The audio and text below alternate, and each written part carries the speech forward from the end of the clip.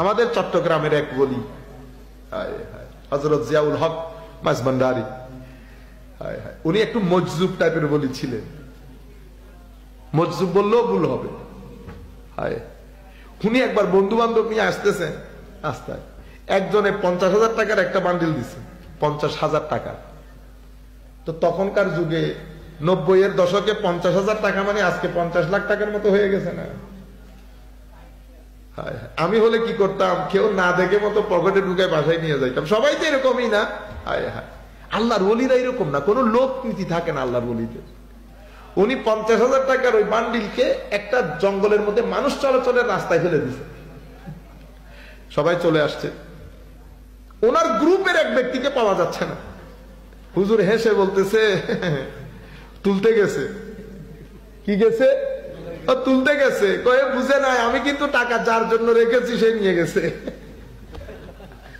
টাকা আমি যার জন্য রেখেছি সে নিয়ে গেছে। তো কার জন্য রেখেছে? পরে দেখা গেছে ওই এলাকা, ওই পাশের বাড়ির এক গরিবের মেয়ের বিয়ে। উনি ওই দিক দিয়ে গরু নিয়ে যাবেন চড়ানোর জন্য। তো সে গরু নিয়ে গেছে, টাকাটাও পাইছে, মেয়ের বিয়ে টাকাও জোগাড় হয়েছে।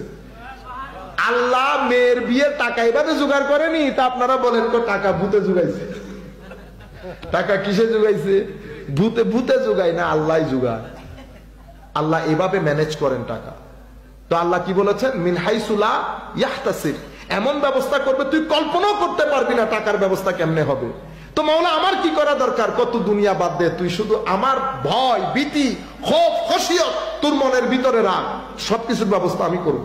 সুবহানাল্লাহ।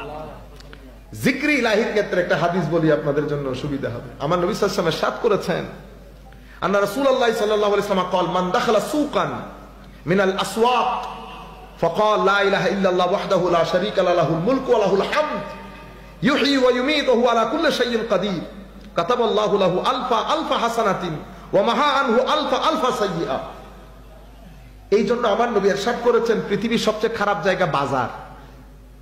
আমি আগে চিন্তা করতাম বাজার খারাপ জায়গা হবে কেন? ওখানে তো একটা দেশের অর্থনীতি সচল থাকে।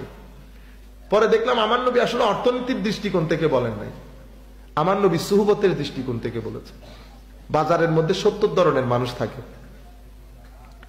এই মানুষগুলোর মধ্যে কে কোন সুহবতের আপনি জানেনও না। আপনি বাজার ঘুরে এসেছে, আপনার শার্টে যেমন ময়লা পড়েছে ভিতরেও ময়লা পড়ে গেছে। সাদা শার্ট পরে গেছেন না বাজারে, আসতে আসতে ময়লা পড়তে কিন্তু দেখেন নাই। যখন ঘরে আসছেন তখন দেখতেছেন কলার কালো হয়ে গেছে। ইন্না লিল্লাহ, এখন পরে